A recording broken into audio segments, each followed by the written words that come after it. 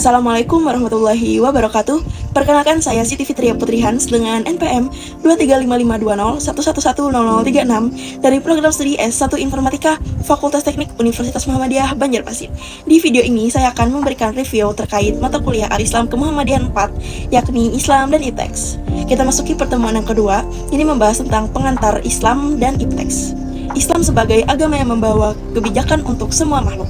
Di dalam Al-Quran Surah Al-Anbiya ayat 107, Allah Subhanahu wa Ta'ala menjelaskan bahwa Islam hadir sebagai rahmat untuk seluruh alam. Ini bukan hanya kata-kata indah, tetapi menunjukkan bahwa Islam terbuka untuk semua umat, tidak hanya untuk umat tertentu.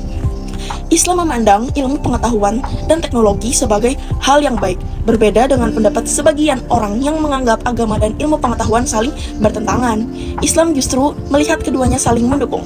Keyakinan kepada Allah Subhanahu wa Ta'ala menjadi dasar yang menghubungkan kehidupan rohani dan duniawi. Al-Quran sangat mendorong umat Islam untuk belajar.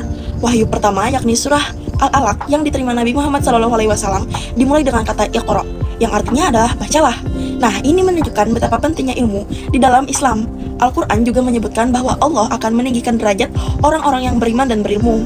Nabi Muhammad SAW juga bersabda bahwa mencari ilmu adalah kewajiban setiap muslim, dan Allah akan memudahkan jalan ke surga bagi orang yang mencari ilmu. Memasuki pertemuan ketiga, yakni Islam dan filsafat ilmu pengetahuan. Al-Kindi, seorang ahli pikir muslim terkenal, menjelaskan bahwa berfilsafat adalah mencari tahu hakikat dari segala sesuatu sesuai dengan kemampuan manusia. Ditambahkan oleh Ibnu Sina yang berpendapat bahwa berfilsafat bertujuan untuk menyempurnakan jiwa manusia melalui pemahaman yang mendalam tentang kebenaran.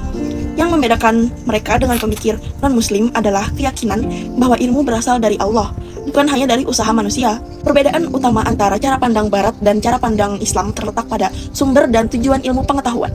Ilmu pengetahuan Barat berupa mengandalkan akal dan panca indera serta fokus pada hal-hal yang bisa dilihat dan diraba saja. Ini menciptakan cara pandang yang memisahkan agama dan dari ilmu dan menempelkan manusia sebagai pusat segalanya. Sebaliknya, Islam mengakui 4 sumber ilmu yang saling melengkapi, yakni panca indera, akal, wahyu, dan pendapat para ahli. Islam juga tidak membatasi ilmu yang hanya pada hal-hal fisik, tapi juga pada hal-hal yang tak kasat mata seperti rohani dan spiritual. Ini memberikan pemahaman yang lebih lengkap tentang kehidupan. Selanjutnya, pertemuan keempat, yakni sejarah dan perkembangan Ipteks dalam peradaban Islam, membahas masa keemasan Islam yang berlangsung dari tahun 650 hingga 1250 Masehi. Periode ini mencapai puncaknya pada masa dinasti Abbasiyah ketika Baghdad menjadi pusat peradaban dunia. Kejayaan ini didukung 4 faktor penting. Yang pertama, yakni pemerintah yang sangat mendukung pengembangan ilmu pengetahuan. Yang kedua, yakni gerakan besar menerjemahkan karya dari berbagai peradaban seperti Yunani, Persia, dan India. Khalifah Harun ar-Rasyid dan putranya Al-Ma'mun mendirikan Baitul Hikmah atau rumah kebijaksanaan di Baghdad. Tempat ini menjadi pusatnya belajar penelitian dan universitas terbesar di dunia pada masa itu. Tempat berkumpulnya para ilmuwan dari berbagai latar belakang. Al-Khawarizmi menciptakan sistem aljabar modern dan memperkenalkan cara hitung yang menjadi dasar ilmu komputer hingga sekarang, serta angka nol yang mengubah sistem penomoran dunia, dan Ibnu Sina yang menulis buku kedokteran yang menjadi rujukan Universitas Eropa selama 700 tahun. Al-Farabi menguasai 89 bahasa dan menulis lebih dari 100 buku dalam berbagai bidang ilmu. Kejayaan ini berakhir dengan serangan Mongol di tahun 1258 yang menghancurkan Baghdad dan Baitul Hikmah. Namun, warisan ilmiah yang dihasilkan terus mempengaruhi perkembangan ilmu pengetahuan modern hingga hari ini.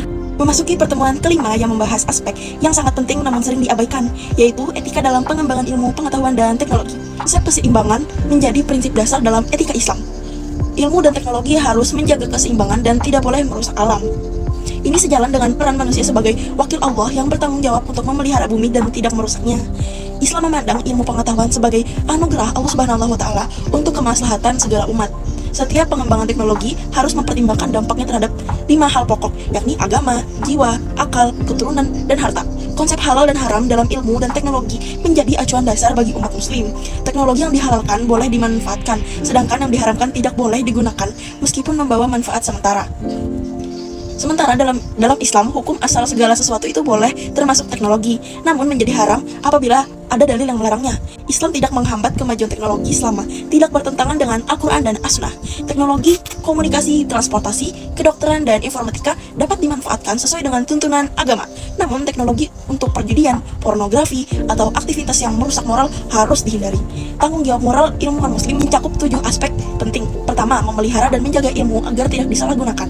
Yang kedua, memperdalam ilmu secara terus-menerus. Ketiga, menyebarkan ilmu kepada masyarakat. Keempat, mengamalkan ilmu sesuai ajaran Islam. Kelima, menjadikan ilmu sebagai sarana mendekatkan diri kepada Allah. Keenam, menggunakan ilmu untuk kemaslahatan umat. Dan yang terakhir, mempertanggungjawabkannya di alam akhirat. Ilmuwan muslim harus memiliki sifat profesional yang mencakup kejujuran, kebenaran, sikap kritis, dan objektif. Mereka juga harus menggabungkan nilai-nilai agama dalam setiap penelitian dan karya ilmiah. Dampak teknologi terhadap kehidupan manusia di dalam pandangan Islam memiliki 2 sisi. Dampak positif menjadi mendekatkan manusia kepada Allah melalui pemahaman keagungan ciptaannya, mengantarkan pada kehidupan maju dan sejahtera, dan mempermudah komunikasi serta transportasi, dan membantu dalam kedokteran dan pendidikan. Teknologi juga dapat mempercepat penyebaran dakwah dan membantu pelaksanaan ibadah loh. Namun, dampak negatif yang juga harus diwaspadai. Teknologi dapat mendorong gaya hidup negatif, menimbulkan kejahatan internet, pornografi, dan perjudian online. Islam mengajarkan pentingnya menggunakan teknologi dengan bijak sesuai dengan nilai moral dan etika Islam. Pertemuan ke-6 mengajak kita untuk menjelajahi hubungan menarik antara Islam dan sains modern. Menggabungkan antara sains modern dengan nilai-nilai Islam merupakan upaya penting untuk menyatukan aspek spiritual dan rasional dalam memahami alam semesta. Islam memberikan pandangan unik yang tidak memisahkan antara pengetahuan wahyu dan pengetahuan pengalaman. Islam membagi ayat menjadi 2 kategori yang saling melengkapi. Yang pertama, ayat kauliyah adalah ilmu Allah dalam bentuk wahyu Al-Quran yang berisi aturan dan etika moral untuk kehidupan manusia. Sementara ayat kauniyah adalah ilmu Allah berupa alam semesta dengan seluruh hukum yang menyertainya. Penggabungan kedua ayat ini dapat membangun peradaban yang membawa rahmat bagi segenap alam. Yang menakjubkannya adalah Al-Quran mengakui kebenaran cara kerja ilmiah sambil meletakkan dasar-dasar kepercayaan agama. Ini menghasilkan pemahaman ilmu yang menyeluruh. Adapun teori Big Bang yang menjelaskan penciptaan alam semesta dari satu titik yang sangat padat, sangat sesuai dengan Quran Surah Al-Anbiya ayat 30 yang menyatakan langit dan bumi dahulu adalah suatu yang padu, kemudian kami pisahkan keduanya. Konsep pengembangan alam semesta juga dijelaskan di dalam Quran Surah Ad-Dzariyat ayat 47 tentang Allah yang meluaskan langit. Ini sesuai dengan penemuan modern bahwa alam semesta terus mengembang sejak teori Big Bang. Fenomena lain seperti orbit matahari dan bulan disebutkan dalam Quran Surah Al-Anbiya ayat 33 yang menunjukkan pemahaman tentang gerakan benda-benda langit. Adapun pertemuan 2 laut yang tidak bercampur dalam Quran Surah Ar-Rahman ayat 19 hingga 20 sesuai dengan fenomena yang dapat diamati di Selat Gibraltar, di mana air laut Mediterania dan Samudra Atlantik bertemu namun tidak bercampur karena perbedaan kepadatan antara kadar garam. Ilmuwan seperti Maurice Bucaille dalam bukunya The Bible, The Quran, The Science menunjukkan kesesuaian yang mengagumkan antara Al-Quran dan pengetahuan modern. Ayat-ayat tentang penciptaan alam menggunakan cara empiris dan bahasa ilmiah yang bersifat modern, menunjukkan bahwa Al-Quran tidak bertentangan dengan sains. Tantangan penggabungan sains dengan alam meliputi berbagai aspek. Yang pertama, perlu mengatasi pemisahan antara ilmu agama dan ilmu umum yang telah mengakar dalam sistem pendidikan. Kedua, menghadapi pandangan sekuler yang memisahkan agama dari sains. Yang ketiga, tantangan dalam mengembangkan cara penelitian yang menggabungkan pendekatan berbasis teks dengan berbasis fenomena alam. Yang keempat, perlunya kehati-hatian dalam menafsirkan ayat-ayat alam agar tidak berlebihan dalam mencocokkan temuan ilmiah dengan Al-Quran. Tidak terasa kita sudah memasuki pertemuan ke-7 tentang Islam dan teknologi informasi. Di era digital yang telah merevolusi cara manusia berkomunikasi dan membuka peluang emas bagi penyebaran nilai-nilai Islam. Transformasi ini memungkinkan dakwah berkembang dari metode konvensional seperti ceramah di masjid menuju platform digital yang lebih dinamis seperti YouTube, Instagram, Facebook, TikTok, dan masih banyak lagi. Teknologi informasi tidak hanya memfasilitasi penyampaian pesan Islam melalui quotes inspiratif, video pendek, infografis, dan konten multimedia yang menyentuh berbagai segmen masyarakat, tetapi juga mengoptimalkan pengelolaan organisasi dakwah melalui sistem informasi terintegrasi untuk sekolah Al-Quran dan majelis taklim. Meski demikian, revolusi digital ini menciptakan paradoks yang memerlukan kearifan dalam pengelolaannya. Di satu sisi, tantangan serius muncul berupa penyebaran hoax dan misinformasi yang dapat merusak citra Islam, di mana kecepatan viral yang mengalahkan verifikasi kebenaran, fenomena budaya klik cepat, membuat masyarakat mudah terpengaruh informasi yang menarik emosional daripada yang faktual. Sementara, Generasi muda terjebak dalam narsisme digital yang bertentangan dengan nilai kesederhanaan Islam. Di sisi lain lagi, media sosial justru menjadi katalis dakwah global dengan biaya minimal, membuka akses kepada generasi milenial dan Gen Z melalui fitur interaktif seperti live streaming, video pendek TikTok, infografis, podcast keagamaan, digitalisasi kitab klasik, dan aplikasi penunjang ibadah yang memudahkan praktik keagamaan. Adapun kunci sukses untuk memanfaatkan teknologi informasi terletak pada penerapan etika digital yang berlandaskan ajaran Islam. Umat muslim harus membangun ekosistem digital yang sehat dengan berbicara bijak dan santun, menjaga privasi dan aurat, menyebarkan informasi yang terverifikasi dan bermanfaat. Memasuki pertemuan ke-9, membahas salah satu topik yang paling kontroversial di dalam dunia kedokteran modern, yaitu bioetika. Bioetika di dalam pandangan Islam menghadapi isu yang muncul seiring kemajuan teknologi kedokteran, termasuk cloning, rekayasa genetika, dan transplantasi organ. Lembaga Kajian Islam Al-Azhar di Kairo melarang praktik cloning pada manusia karena menjadikan manusia yang dimuliakan Allah sebagai objek penelitian dan menghasilkan berbagai masalah rumit. Dalam Al-Quran Surah At-Tin ayat 4 menyatakan bahwa manusia diciptakan dalam bentuk sebaik-baiknya. Cloning dianggap menyalahi kehendak Allah karena mencoba menciptakan manusia melalui cara yang tidak natural. Dari segi ilmiah, cloning manusia juga dapat menimbulkan keberatan etis dan moral yang serius. Risiko keamanan yang sangat tinggi, banyaknya embrio yang mati dalam proses eksperimen, serta baik cloning yang cenderung mengalami cacat fatal, penuaan dini, dan umur pendek menjadi pertimbangan penting. Meskipun demikian, ada rekayasa genetik pada tumbuhan dan hewan untuk kepentingan medis tertentu dalam keadaan darurat dan masih dapat dipertimbangkan dengan syarat-syarat yang ketat. Pandangan Islam tentang transplantasi organ bersifat kondisional dan tergantung pada berbagai faktor. Secara prinsip, transplantasi termasuk pengobatan yang merupakan kewajiban untuk memelihara jiwa sesuai Al-Quran yang melarang menjerumuskan diri pada kebinasaan. Transplantasi dibagi menjadi 3 kategori dengan hukum yang berbeda. Yang pertama yaitu transplantasi dari tubuh sendiri seperti cangkok kulit. Hukumnya boleh karena menerapkan prinsip merusak sebagian demi kelangsungan keseluruhan. Yang kedua, transplantasi dari orang lain yang terbagi 2, dari orang yang hidup yang boleh jika tidak membahayakan nyawa donor, dan dari mayat yang masih terdapat perbedaan pendapat ulama. Ketiga, transplantasi dari hewan najis seperti babi dan anjing diperbolehkan dalam keadaan darurat jika memang tidak ada alternatif yang lain.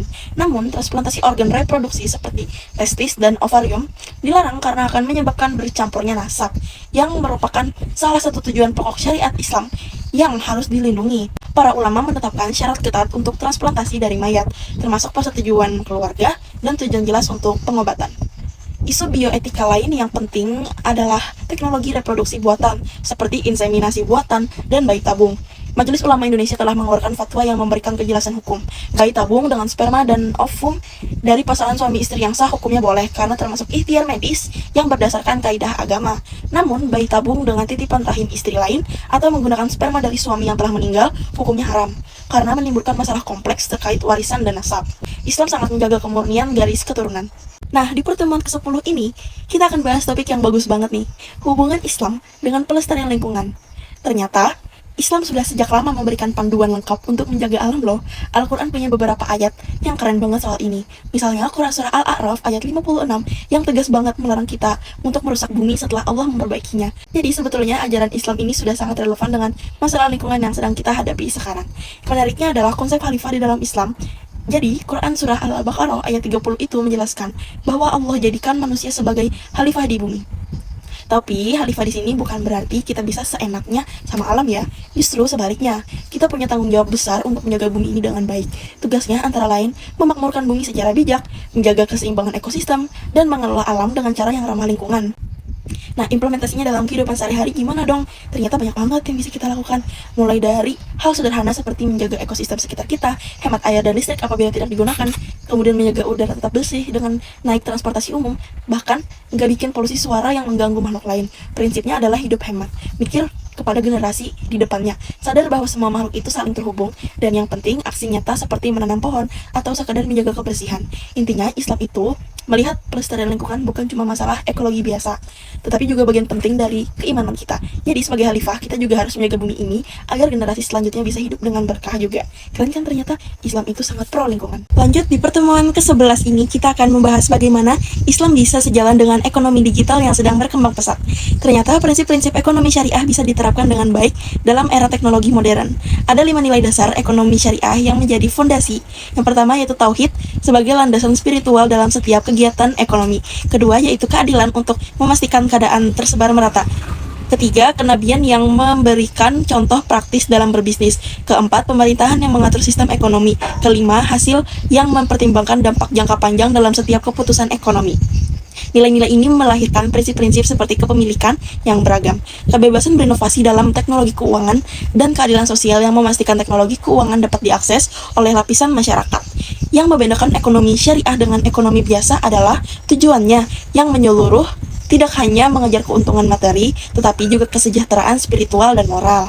Dalam ekonomi digital Islam, ada larangan tegas untuk riba, judi, investasi spekulatif, dan pembiayaan untuk kegiatan yang dilarang agama. Platform seperti Dana, Syariah, Alami, dan Amanah ID sudah mulai mengembangkan sistem pinjam-meminjam dan pendanaan bersama yang sesuai dengan syariah dengan pengawasan MUI.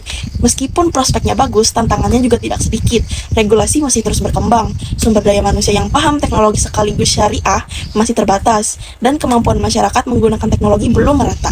Namun, peluangnya sangat besar karena Indonesia memiliki populasi muslim terbesar di dunia dengan 87,2% penduduk beragama Islam, sehingga pasar potensinya sangat luas. Vintage syariah juga berperan penting dalam meningkatkan akses keuangan, terutama di dalam masyarakat yang belum terjangkau perbankan biasa, dan mendukung usaha kecil menengah dengan pembiayaan yang mudah dan halal.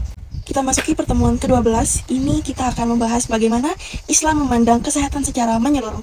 Islam tidak hanya melihat kesehatan sebagai bebas dari penyakit, tetapi sebagai keadaan sejahtera yang lengkap dari segi fisik, mental, dan spiritual. Islam memandang kesehatan sebagai anugerah Allah yang harus dijaga melalui 10 aspek penting. Mengatur pola makan yang halal dan bergizi, minum yang bersih dan cukup, olahraga teratur, istirahat yang cukup, tidur dengan pola yang baik, aktivitas yang bermanfaat, hubungan suami istri sesuai syariat, mengendalikan nafsu, menjaga kejiwaan agar tetap positif, dan merawat anggota tubuh agar berfungsi optimal.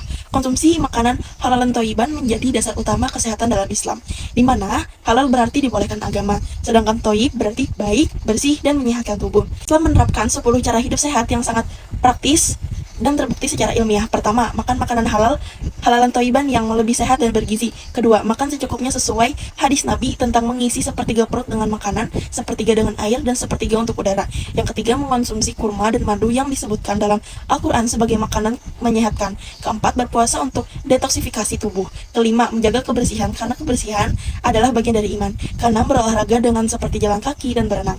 Ketujuh, mengatur pola tidur yang baik. Kedelapan, berpikir positif dan bersyukur untuk kesehatan mental. Dan yang kesembilan, menjaga silaturahmi yang terbukti meningkatkan kesehatan mental dan memperpanjang umur. Kesepuluh, membaca doa sebelum dan sesudah makan untuk dimensi spiritual. Di pertemuan ke-13 ini, kita akan membahas konsep pendidikan dalam Islam yang merupakan sistem menyeluruh berdasarkan Al-Quran dan As-Sunnah. Tujuan utama pendidikan dalam Islam sangat mulia, yaitu mewujudkan penghambaan kepada Allah dengan kehidupan manusia baik secara pribadi maupun sosial. Bukan sekedar memindahkan ilmu pengetahuan, pendidikan Islam mencakup 3 unsur dasar yang saling berhubungan. Yang pertama yaitu menjaga dan memelihara anak dari pengaruh negatif yang dapat merusak fitrahnya. Kedua yaitu mengembangkan bakat dan potensi sesuai keunikan masing-masing anak.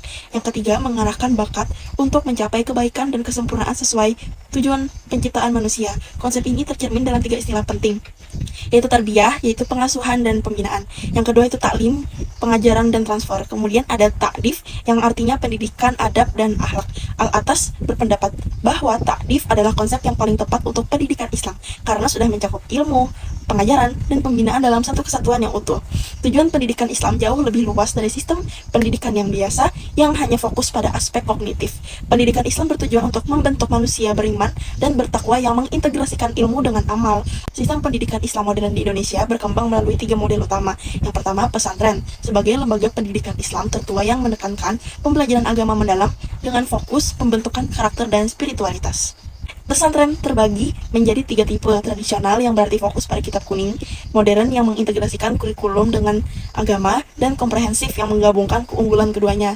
Yang kedua, madrasah yang mengintegrasikan pendidikan agama dengan kurikulum umum, berkembang sejak awal abad ke-19 dan mencakup tingkat ibtidaiyah sebagai SD, tsanawiyah sebagai SMP, dan aliyah sebagai SMA.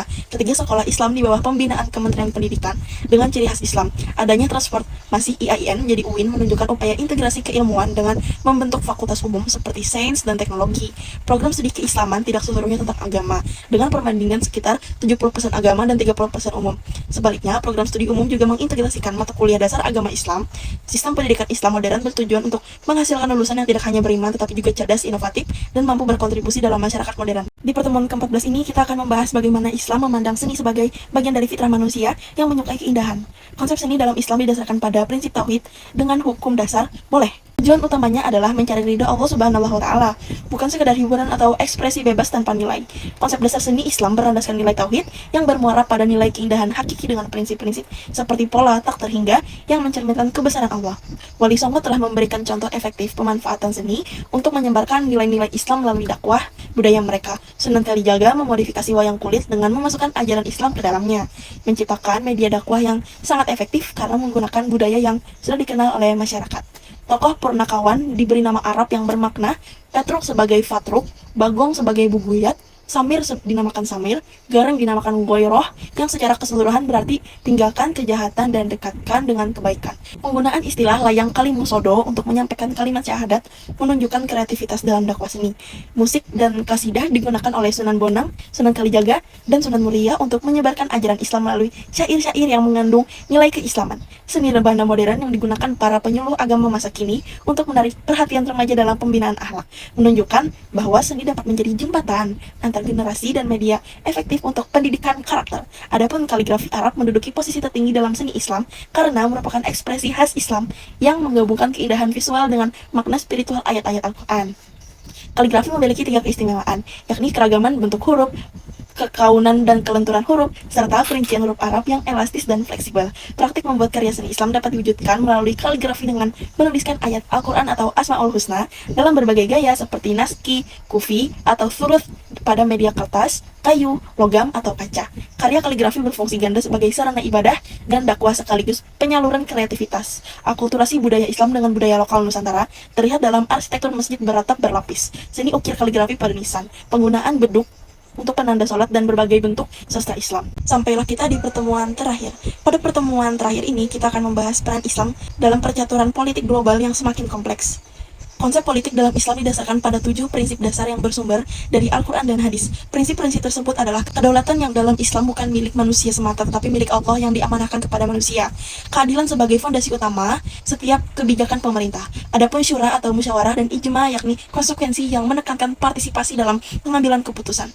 Persamaan yang menjamin hak sama bagi semua warga negara, keseimbangan hak dan kewajiban antara negara dan rakyat, amar ma'ruf nahi mungkar atau menegakkan kebaikan dan mencegah kemungkaran, serta hisbah sebagai tanggung jawab moral pemerintah untuk mengawasi dan mengevaluasi kinerja. Tantangan utama umat Islam di dunia global sangat kompleks. Menurut Wakil Presiden Ma'ruf Amin, pertama, persepsi negatif bahwa Islam adalah agama konflik dan kekerasan karena 60% konflik dunia melibatkan negara-negara Islam terutama di Timur Tengah. Kedua, Islamofobia yang terus meningkat dengan pelecehan terhadap Muslim di Amerika Serikat naik 36% dan diskriminasi terhadap 1 dari 3 Muslim di Eropa. Ketiga, ketidakpahaman terhadap ajaran Islam yang sesungguhnya sebagai rahmatan lil alamin. Tantangan internal meliputi kurangnya kesadaran menjalankan prinsip syariah dalam berbangsa dan bernegara. Keterpecahan akibat fanatisme kelompok berlebihan, rivalitas antara kelompok sekuler dan Islam, serta dampak globalisasi berupa hilangnya identitas budaya Islam, persaingan ekonomi yang tidak setara, ketidakstabilan politik, dan tekanan modernisasi yang mengabulkan nilai-nilai Islam tradisional. Namun, peluang besar terbuka bagi umat Islam dalam politik global melalui pemanfaatan teknologi digital, media sosial, dan internet untuk menyebarkan pemahaman Islam yang benar dan menangkal stereotip negatif. Edukasi dan dialog antar budaya melalui platform online, aplikasi teknologi untuk memudahkan ibadah dan kontribusi dalam ekonomi global dengan sistem ekonomi syariah yang semakin diterima dunia.